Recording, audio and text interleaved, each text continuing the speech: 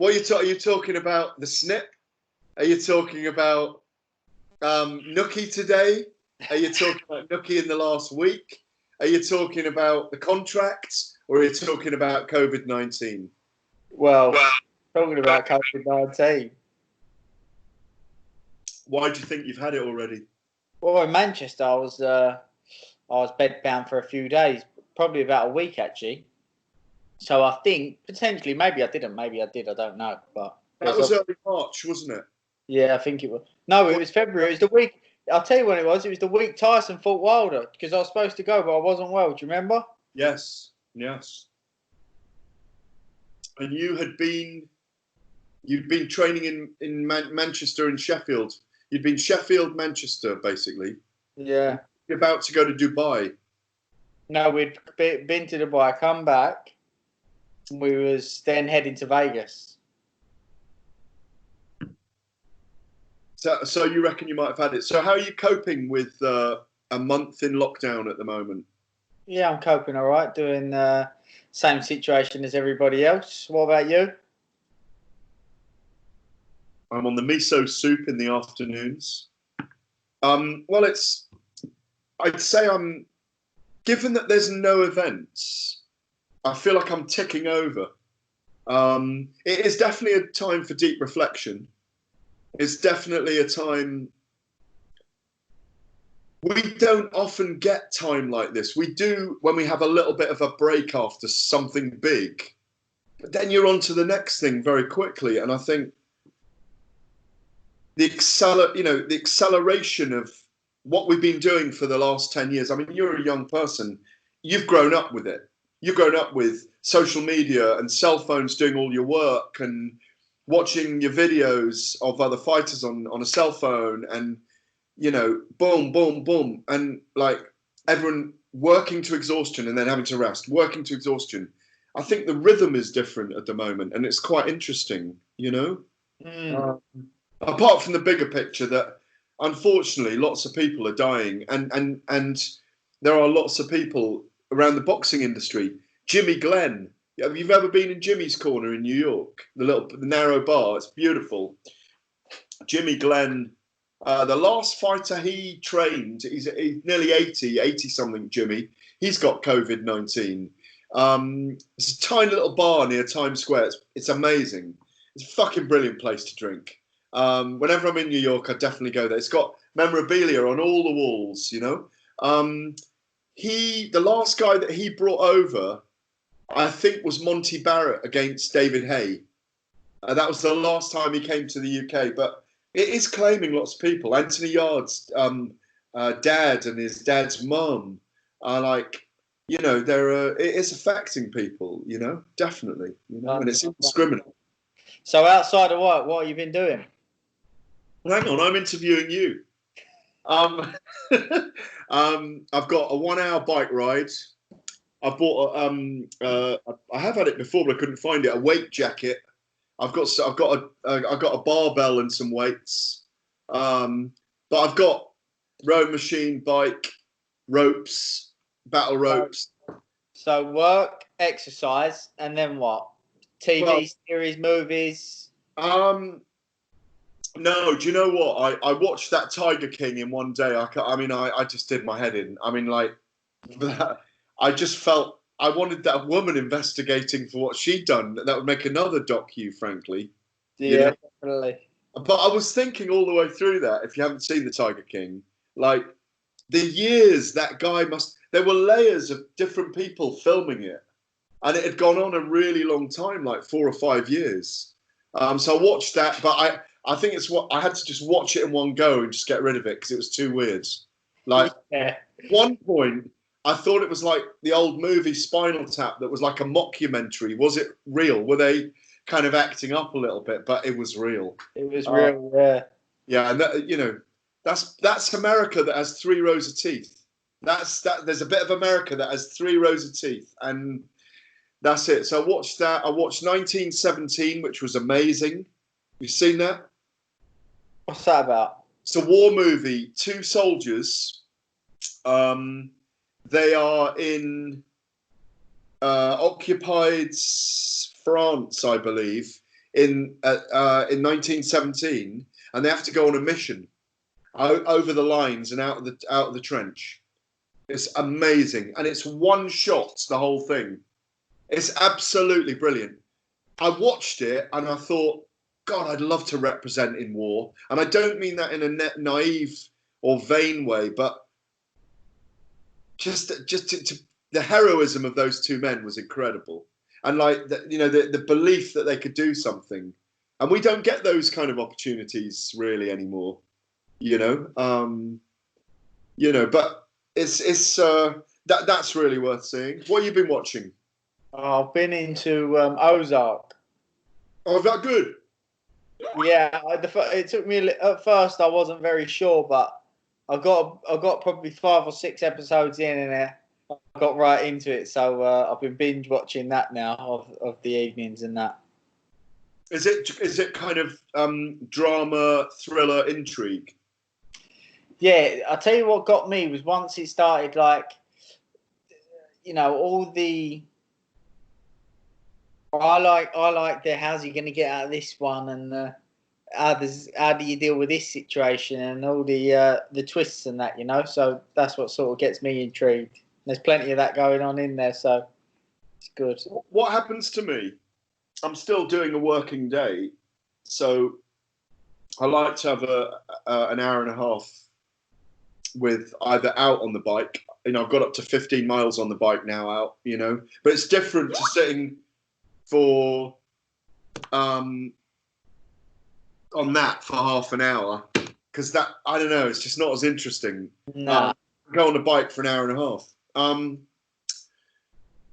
What I find is if I get into a series, if I start it too late at night, like at 10, I might do 5 episodes or 6 episodes till 4 in the morning, because you get into the bubble, you escape, and that's really what it's about at the moment. It's that escape, I started reading. I'm rereading The Life and Times of Muhammad Ali by Thomas Hauser.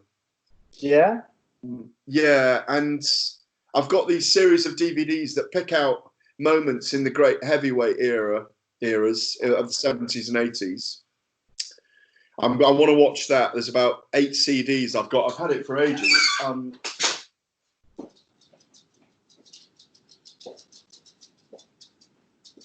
Yeah, the 10 DVD limited edition. I've been meaning to watch. Again, this is what I mean. You've got time to 16 hours of knockout action from the greatest fighters of all time. The complete boxing collection. ESPN's. It's got the 10 greatest heavyweights. Jake LaMotta, Rumble in the Jungle, Thriller in Manila, Muhammad versus Larry Holmes, 4 CDs on Ali's career. Maybe one day they'll have this on the modern heavyweight era. It'd be nice. Let me ask you a few things. Presumably you haven't had a chance to do any training with Billy Joe and Josh Taylor. No, obviously me and Billy Joe are quite local to each other. So when we first got back, we'd done a couple of sessions and that, and then I think the seriousness of the situation sort of sunk in. So we've sort of been sticking to the rules and social distancing and trying to do what we're being asked to do, so that we can all get over this hopefully as soon as possible and as safe as possible. Obviously, Josh is in Scotland. We've obviously got a group chat between the whole team and that. We're back and forth with jokes and a bit of banter here and giving each other a bit of stick. So we're all in touch, and that's good. But just trying to, like I say, get through it as quick and as safe as possible, and do what we're being asked to do for the to obviously help keep the NHS running as smoothly as possible while they're on the front lines trying to deal with this battle. Have you, or any of you, been in touch with Eddie about when Canelo fight with Billy Joe Saunders could happen, or? No, that'll be down to MTK for the lads and that, and obviously for Billy Joe that we were talking about there. Obviously, look, Billy Joe's been a world champion since 2015. We're now in 2020. That's 5 years. He's definitely earned his opportunity to test himself against the best. He's got some great wins on his record. If you look at the rankings, BoxRec, WBO, he's beat a good majority of the top 10, top 15 in there. You've got Willie Munro in there. You've got David Lemieux in there. Obviously, Andy Lee was a fantastic win. Chris Eubank Jr., John Ryder. He's beat some good names, Billy Joe, and he's definitely earned his opportunity to test himself against the best. And the minute that is Canelo. So, we just hope and pray that does come off and he gets his opportunity.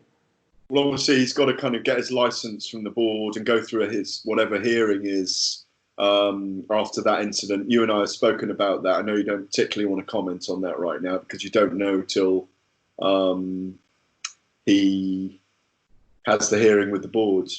But, yeah, I mean, obviously, Billy Joe's come out and said that he's willing to donate a sum of his next purse to a domestic violence charity and put on workshops for potential ex and former sufferers or current sufferers of domestic violence. I don't know if that was what the board have asked him to do. That's the way to solve the problem, in my opinion.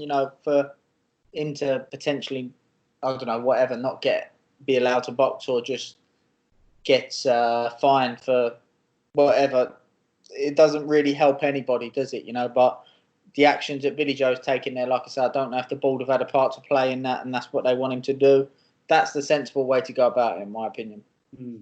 And there's the prospect, of course, because in 2.5 weeks, you would have been in Vegas with Billy Joe fighting Canelo had this not happened. And Josh Taylor would have been fighting in Scotland. So you may even get the opportunity this year to do corners with both of them. Yeah, of course. Fingers crossed. We don't know when boxing will be back, but that's obviously the plan. It was a very, very stressful situation for me. For that situation with him having a clash of dates, I'm not going to lie and say it didn't bother me. It bothered me, and it bothered me big time. It was very unfortunate. It was what it was. But everybody was grown up about the situation, and mature about the situation, and understood the situation. So, I can only be thankful to the lads for that. It's just one of them things. But, the situation of the coronavirus and that obviously stepped in and prevented there being a problem there. And we've got a bigger task at hand with COVID-19, like you say. So, yeah.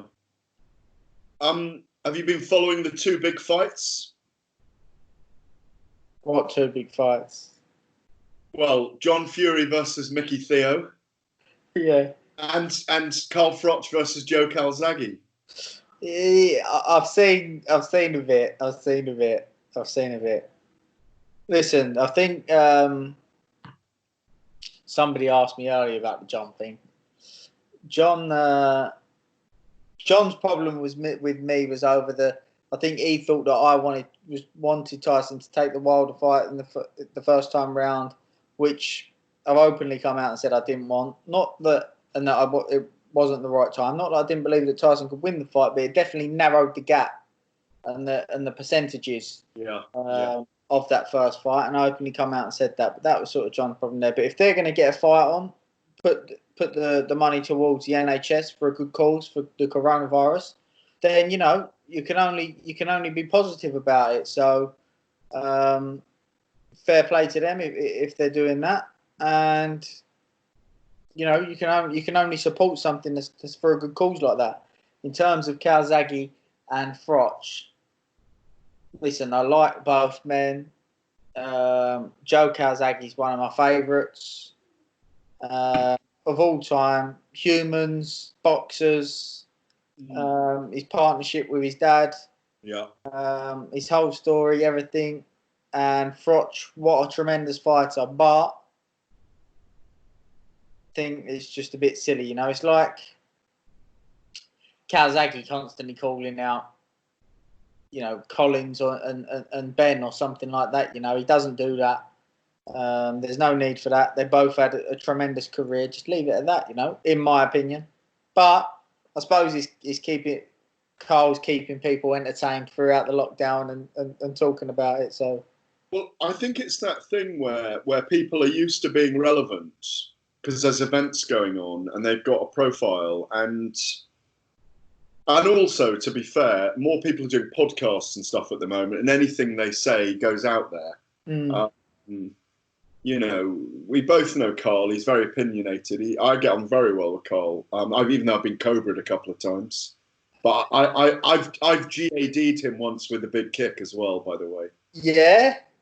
Well, not really, but no, we had a fight on IFL TV once, me and him. But can you imagine if I had clipped his nose and he'd gone ballistic? Fuck, I'd have had to get him straight on the ground and just try and hold him there. You know, choked him out, wouldn't you, Gareth? Oh no, I'd have just held it, tried to just use all my weight to hold him down. Yeah, I am about 3 stone heavier than him. Yeah, so I think he probably underestimated your strength, didn't he? No, he did. No, he came. But when he came out a second time, he actually did. I did actually throw him off, and I know that sounds ridiculous, but but anyway, Froch in their prime.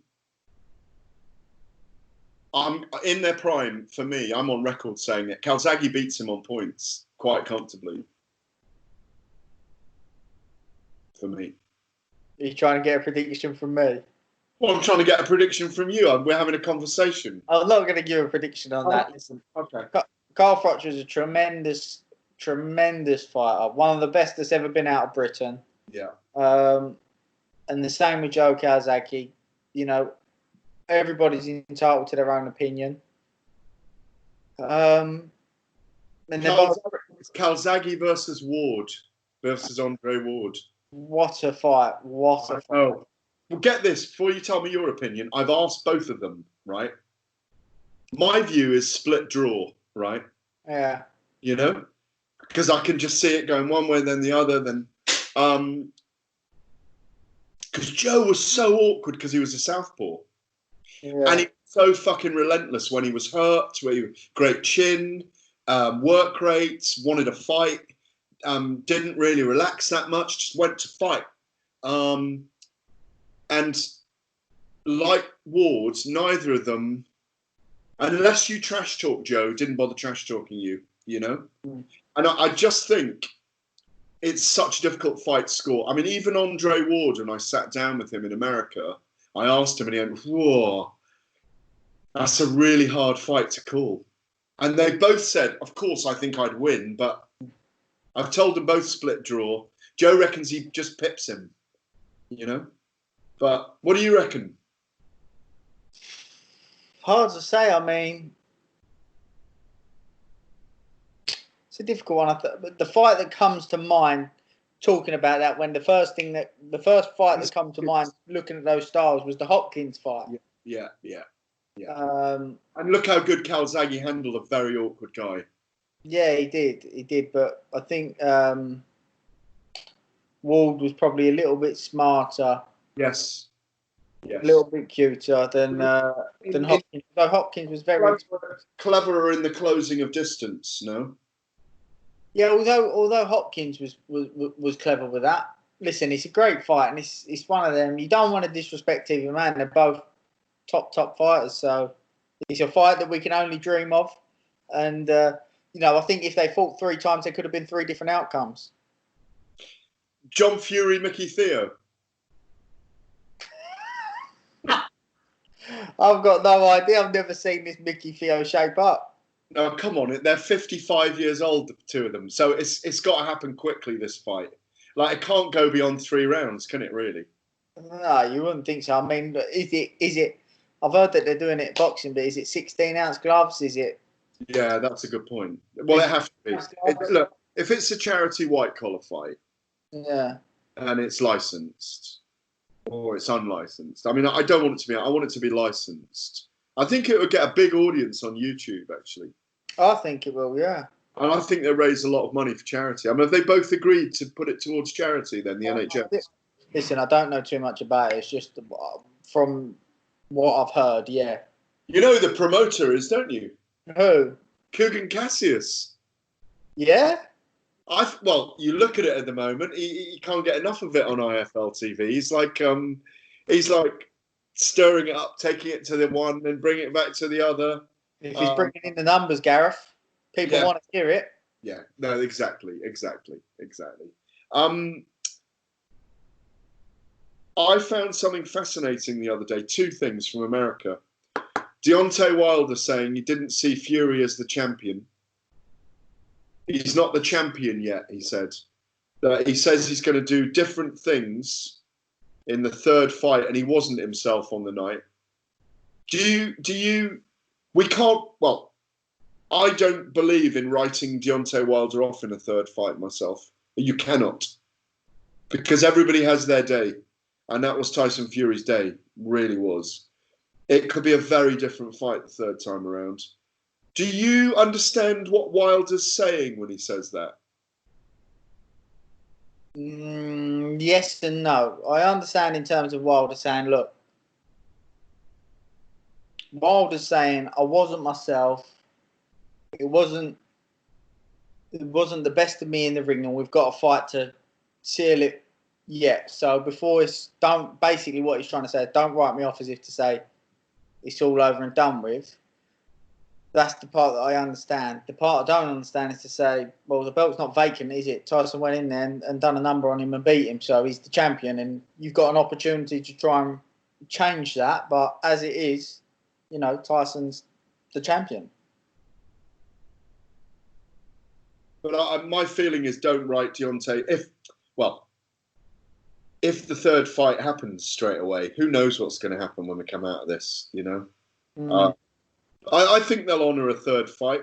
I think by the time we've been locked down for ages, there'll be an appetite for it. The problem is, again, how readily will loads of people want to go into a stadium or an arena? Yeah, listen, there's lots of questions about how it's going to happen, what needs to be in place first, and how people are going to feel about it. But, I can't answer those questions. But there'll definitely be an interest in a third fight. You're 100% right. You can't write Deontay Wilder off. But I do believe that Tyson's the better fighter. The thing for Tyson is, you have to understand that, again, both sides made adjustments from the first fight going into the second fight, but then you have to be smart, and you can't go, well, that's what I've done for the second fight, because, again, there's going to be adjustments made in the third fight. And part of the adjustments that Tyson made for the second fight was because he knew what Wilder's adjustments were going to be for the second fight. This is the interesting thing. Both men spoke out and were honest and said what they were going to do. Yeah. Tyson come out and said, I'm going to press forward and I'm going to be aggressive right from the offset. Wilder said, I'm going to sit back, I'm going to take my time, be patient, and basically try to let Tyson lose concentration and sting him. Your guard dog is going mad at the rats. Yeah, but Wilder didn't believe that Tyson was going to do that. I don't think. Is this your girlfriend arriving with your dinner? Yeah, no, I've got to go pick that up. So it's that is an interesting one. Is Wilder's going to make adjustments 100%, and I think that, like you say, you can't write him off, and Tyson will have to make adjustments to suit Wilder's adjustments as well. Do you think you'll ever work with Tyson again? He was going to come over to the camp with Billy Joe and Josh. I'm sure we would have done a bit of work there. But look, I spoke to him the other day. There is no bitterness there or anything like that. The actual reason that I made the decision to step aside wasn't actually anything to do with Tyson. It was to do with other things, and it wasn't to do as people were probably going to jump to the conclusion it was to do with John. It wasn't to do with John. It was for a couple of other reasons that was for my own choice, and I think Tyson understands that, and there's not much more to say on it really. Everything's fine. We talk as though the situation is where it is. Like I said, if all of a sudden, that's it now. We're not working together and effectively not in business together, and all of a sudden we just stop talking, then obviously the friendship wasn't quite real. But that's not the case, and I think people see that and people know that, and it's a breath of fresh air, to be honest, in terms of boxing, to see that, because it's very often the other way, and there's no egos there, it's just purely friendship, and we want the best for each other. Did you see? Talking about Tyson, he's doing well online with his workouts at Paris every morning, and that's all good fun. But for me, the lineal champion of lockdown is Joseph Parker. I know what you mean. He's hilarious. His videos, Joseph Parker's, have been hilarious. They could run on national TV as an advert between what's on TV at the moment as an example of how to enjoy a lockdown and the kind of love and fun you can generate, And Joseph like I do. Yes, he's a boxer, but he's got that New Zealand thing about him where they're really honourable people, and they are like, they're not going to sideswipe you. They're not going to backstab you. They're like,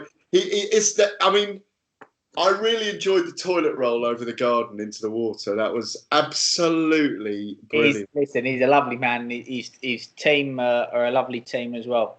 They're great people. But sorry, I missed out your last question about me and Tyson. Listen, I don't think we'll probably have a working relationship again. Okay, yeah. But after the success that him and Sugar have had, that obviously proved to be a fantastic relationship. So yeah, I believe that that'll be his career moving forward. And I don't think he might not. His mind always changes, but he might not be in boxing for that much longer. I mean, he's achieved four more fights. I don't know. 1 minute he'll say he wants to do another 10 years. 1 minute he'll say he wants to do 2 or 3 fights. He's achieved everything there is to achieve. Another minute, Ben. He says, "I'm going to go away for 10 years, put on 10 stone." Find the next group of champions come along, and then I'm going to come back and beat all them as well. Because I'm the Gypsy King, Russell. Exactly. So he don't know what he's going to do himself. But that's him as well, isn't it? You know him well enough. I mean, that is him. Because he's got to stay busy when he stops as well. Yeah, of course. But listen, he understands that now. He knows that. He's that little bit older, a little bit more experienced, a little bit wiser, and he knows what he needs up here. Yeah. Keep himself on the straight and narrow. Yeah. I mean, but but as I say, we are seeing people. I think he's really shown what a heavyweight champion he is in the last month as well, by doing those videos from home and trying to get a following to be entertained with him in Paris in the mornings. And I tell you what, he can take it. When his son told him to, they were bloody shit the other day or whatever he was, he found it so funny. I mean, it was like, you lived in that house for 10 months. Yeah, there was plenty of that going on.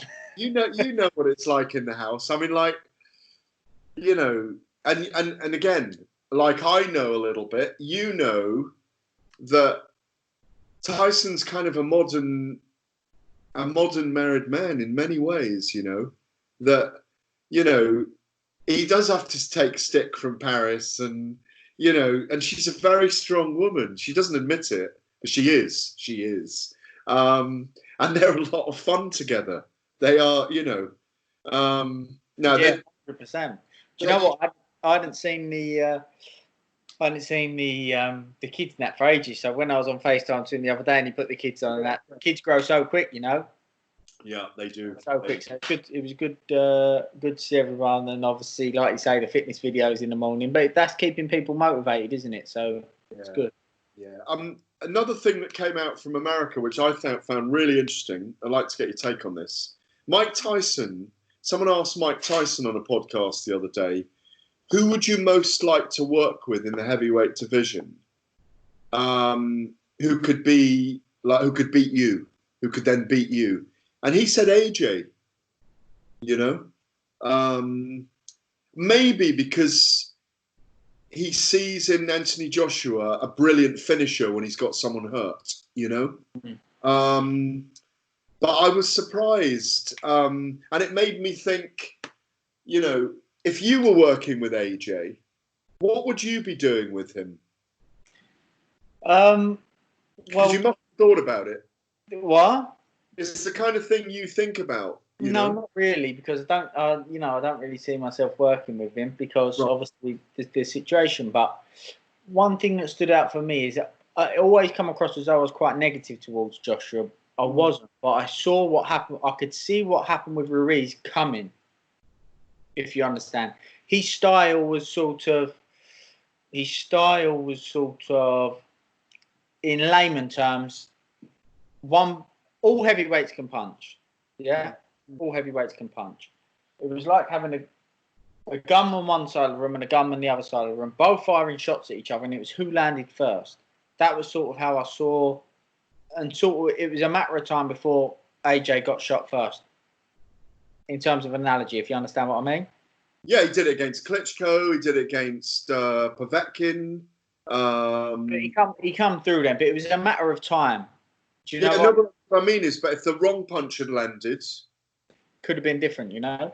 Yeah, definitely. So that was sort of how I saw it, and then obviously he boxed Ruiz. Now at the time, I said it was a bit like a poor man's Tyson Fury. It was just meant as a joke. We were there together that night, remember? Yeah, it was at the William Hill event. That was meant as a joke. But actually, in all honesty, I was very, very, very impressed with the performance. Yeah. And he's shown something that Tyson's always shown, his versatility. At the beginning of Tyson's career, he was very much an aggressive, big man, being a big man in terms of his style. Then he sort of become a bit more a boxer. And with AJ, he's shown the ability to be versatile in terms of being more mobile, being able to box, punch, and be mobile. And I was very, very impressed with that. Now what's interesting is how will he gel those styles together? Which style will he choose? Can he now make those adjustments mid-fight? So, yeah, you know, they're both fighters that are still improving, still learning, and you know, still coming into the peaks of their career. So it's an interesting one. In terms of the Mike Tyson situation, it's probably because he probably sees a bit more of AJ, like you say, a little bit more of himself in AJ as opposed to himself in Tyson. So that potentially could be why, you know. Yeah, no, I agree. I think that's that. Well, listen, there's absolutely no question that Mike Tyson didn't not enjoy Tyson Fury against Deontay Wilder because he was going mental on the night. He was going mental. You know, it's interesting. It's incredible to think that, you know, that just 5 or 6 weeks ago, we were all looking towards this amazing fight year, and yet we don't even know now. What's the thing?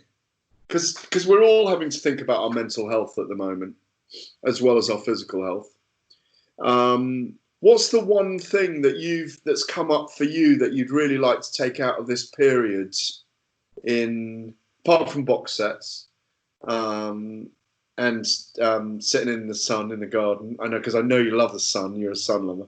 What's the thing that or has it come to you yet that you really want to take out of this period that helps you grow, that makes you kind of like a better human being or a better trainer and all those things? Because something must have occurred to you, because I know you're not an airhead. Yeah, just been focused on basically working on my philosophy, so to speak, you know, building more of a team to help spread certain areas that I do in terms of preparing the boys for fights, using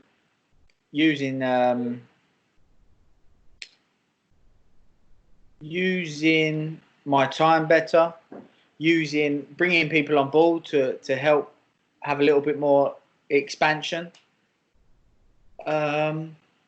and bounce a few ideas off of a few other heads, you know. But what about internally? What about this? So that's practically from a business sense. What about internally? Because you do think a lot about things. yeah, well, I don't want to go into too much detail in terms of what it is that I've sort of the area of my philosophy that I've been focused on Okay. and Okay. looking at. Because I want to, you know, it's not quite at the point where I can say solidly, this is break it down completely yet, you know. But I believe that we're on our way to being able to do so, which I will when the time's right. I'll speak a bit more about it and speak about the people that I'm looking to bring on board, etc. But that's really what I've been doing. You know, I've just been focused on my work, focused on. I don't really, to be honest with you, I don't really do much beside boxing. Might sound a bit sad, but I don't. I genuinely wake up in the middle of the night, and if something's been on my mind that day, I'll wake up in the middle of the night and I'll still be thinking about it through the middle of the night.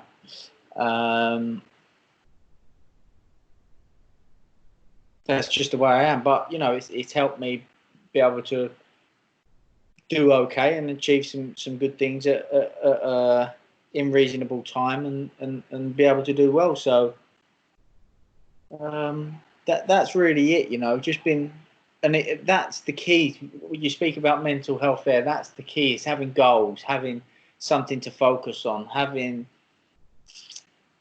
structure and routine. But when you're passionate about something, you can lose hours in a day focused on it and thinking about it. And when you've not got a passion, when you've not got nothing that you've got to focus on, when you've not got any structure, any routine, hours can feel like days, you know, minutes can feel like weeks. So I believe that is the key, you know, and whether that's exercise, whether that's a hobby, whether that's a sport, whether that's a box set, whatever it is, you know, something that you enjoy. I think that's key for you. Cycling, you know, I'm sure that 1,000,001 things go through your mind while you're cycling, and it's like refreshing. It's like a restart button.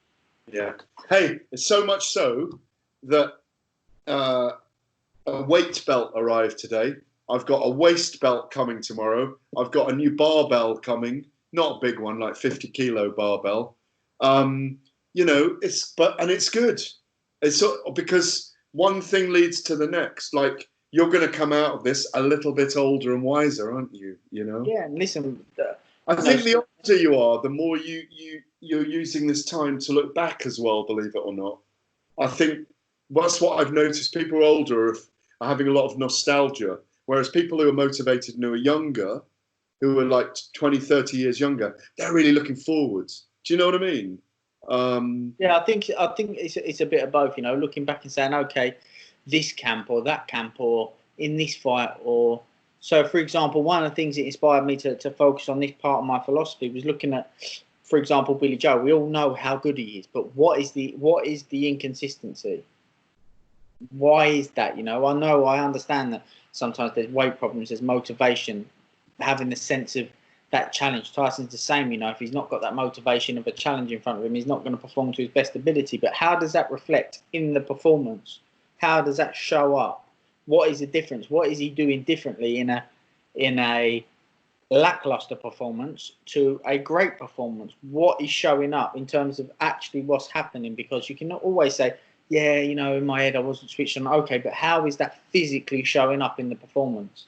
And that's sort of what got me started on focusing on a certain area of my philosophy. And so therefore, like I say, I'm looking back at performances to say, well, what was the difference between this performance and that performance? When you look at similar style of opponent, why was this performance better than this performance? What was he doing here that made him successful? What was he not doing here that made him not as successful? I mean, obviously he's unbeaten, but just looking at why that is, and you know, it's opened up a big thing that I'm looking into. So no, I get it. You can't, as they say, you can't build muscles on a chin. But I'm adding to that. but you can make amazing adjustments with great boxers. Do you know what I mean? Yeah, of course. And that's what, and you know, I get it. No, it's nice to. It's always nice to talk to you about the intellectuality of movement, because you're talking about movement and shapes and things available in the armory to make you more effective, rather than just be yourself, to make you more effective. Like, you know, like Sun Tzu, preparing your army in its right positions, because you know that army is bigger and better than you actually, you know, but there's ways of destroying it, because everyone's got weaknesses, you know. So it's how you position your battalions. It's what you sacrifice. It's what position you drive them into. All of those things that, you know, 5,000 years ago they were thinking about. Do you know what I mean? Yeah, there's an element to that where you're talking tactically. Now, that'll depend on who the opponent is, how the opponent's going about the fight, etc., etc. But there's also developing the individual as well. I know that's reactive. I know, I get it. That's the reactive part, but it's the proactive. Exactly, you know. No, it's brilliant that you are using the time well, you know. But what I was asking about, maybe you don't, maybe you're just really driven and that's what your mind is on all the time, that what this, well, as you say, this period of time has meant for you is the synthesis and the solidification of more of your boxing philosophy that you want to create. You know, the Davison delivery. You know, what's that? Sorry, the Davison delivery. Yeah, look, it's